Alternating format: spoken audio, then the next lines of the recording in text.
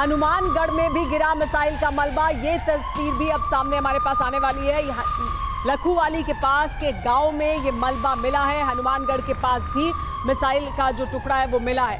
भारत ने मार गिराई पाकिस्तानी मिसाइल और हनुमानगढ़ के पास भी मिसाइल का जो टुकड़ा है वो मिला है। तो अलग अलग जगह जहां पर इस तरह की लॉन्ग रेंज मिसाइल का इस्तेमाल पाकिस्तान द्वारा किया गया और उसका मलबा भी अब इकट्ठा किया जा रहा है। लाखूवाली के पास के गांव की तस्वीर है। हमने आपको पोखरण के पास की तस्वीर दिखाई।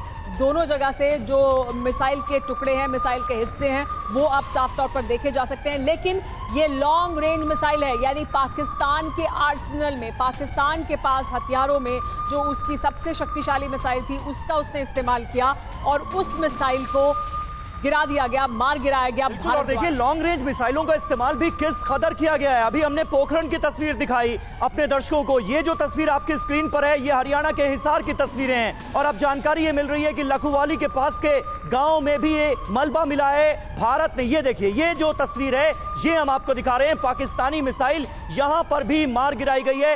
ये हनुमानगढ़ का इलाका है। हनुमानगढ़ में भी मिसाइल का मलबा गिरा है। यानी पिछले 5 मिनट से अगर आप टीवी 9 भारतवर्ष देख रहे हो तो हमने आपको पोखरण की तस्वीर दिखा दी, हमने आपको हिसार की तस्वीर दिखा दी, हमने आपको अब ये तीसरी तस्वीर दिखाई है हनुमानगढ़ की जहां पर मिसाइल का मलबा गिरा है। तो किस तरह से लॉन्ग रेंज मिसाइलों का इस्तेमाल भारत पर हमले के लिए किया गया है, पाकिस्तान की तरफ से जो दुस्साहस किया गया है, उसकी 3 तस्वीरें इस वक्त आपके सामने हैं। पहली तस्वीर पोखरण में जो मिसाइल का मलबा गिरा है उसकी, दूसरी तस्वीर सिरसा में पाकिस्तानी मिसाइल का जो मलबा गिरा है उसकी है और यह कहा जा रहा है फतेह 1 मिसाइल है उसका। देखिए क्या हश्र किया है भारत के एयर डिफेंस सिस्टम ने, जिसे पाकिस्तान अपनी बैलिस्टिक मिसाइल बताता है। और तीसरी तस्वीर हनुमानगढ़ में गिरी मिसाइल के मलबे की है जो आपके सामने। हमारे साथ यहाँ पर इस वक्त सुमित भी मौजूद है। सुमित,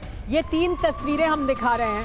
पाकिस्तान की जो लॉन्ग रेंज मिसाइल है वो कैसे पाकिस्तान ने दागी, हालांकि इन सबको हमने निष्क्रिय कर दिया, लेकिन कैसे किया गया इनको निष्क्रिय और क्या थी इनकी ट्रेजेक्ट्री, क्या था इनका टारगेट? देखिए मुझे जो लग रहा है, क्योंकि हालांकि देखिए अभी तक फॉरेंसिक की टीम उन इलाकों में पहुंच रही है, एजेंसीज पहुंच रही है, इसको लगातार मॉनिटर करेगी और वही स्पेसिफिकली बता पाएंगे कि आखिरकार ये कौन सी है। लेकिन जो मेरी कई लोगों से बातचीत हुई उन्होंने बताया कि ये हो सकता है कि HQ-9 जो एयर डिफेंस मिसाइल्स हैं उनकी, ये उसका बूस्टर हो, यानी जो लगातार मिसाइल को आगे फेंक उसके बूस्टर की ये उसका आप कह सकते हैं उसका आपका शेल हो सकता है। और अभी इसको लेकर और भी स्पेसिफिक जानकारी आनी शुरू हो रही है क्योंकि पाकिस्तान ने कई जगहों पर अपनी HQ-9 बैटरीज लगा रखी हैं और वो इसलिए भी लगा रखी है क्योंकि पाकिस्तान को डर था कि शायद भारत के फाइटर एयरक्राफ्ट अंदर घुस सकते हैं, अटैक कर सकते हैं और ये भी पॉसिबिलिटीज हो सकती है। यानी सुमित ये जो बीच वाली तस्वीर हम दिखा रहे हैं फतेह 1 मिसाइल की है, ये बहुत हद तक क्लैरिटी इस पर है, लेकिन बाकी जो 2 टुकड़े हमें नजर आ रहे हैं इस पर अभी क्लैरिटी आनी बाकी है, ये कहा जा सकता है। देखिए बिल्कुल, क्योंकि अभी और भी असेसमेंट होंगे, अभी ये जांचा परखा जाएगा कि आखिरकार